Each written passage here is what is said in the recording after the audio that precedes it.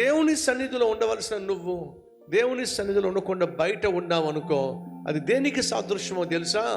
ఓ ప్రాంతంలో ఒక మందిరం కట్టారు. దానికి లోపల లైట్స్ ఏమీ లేవు, అస్సలు ఒక్క లైట్ లేదు. విచిత్రమైనటువంటి మందిరం.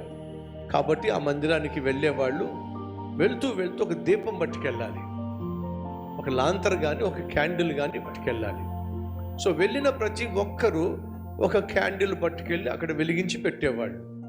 10 మంది ఉంటే 10 మంది 10 క్యాండిల్స్ ఉండేవి, 50 మంది ఉంటే 50 మంది 50 క్యాండిల్స్ ఉండేవి, 100 మంది అయితే 100 క్యాండిల్స్ ఉండేది. రైట్.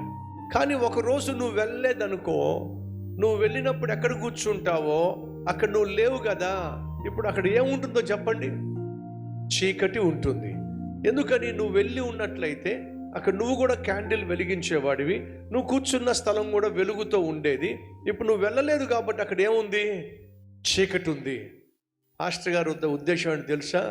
ఇక్కడ చీకటి ఉంది అని అంటే ఇతడు బయట ఎక్కడో చీకటిలోనే ఉన్నాడు. చీకటి దేనికి సాదృశ్యం? పాపానికి సాదృశ్యం. అర్థమైందా పాస్టర్ గారి తెలివేమిటో? మందిరంలో నువ్వు కనిపించలేదు అంటే ఎక్కడో మందితో నువ్వు తిరుగుతున్నావు.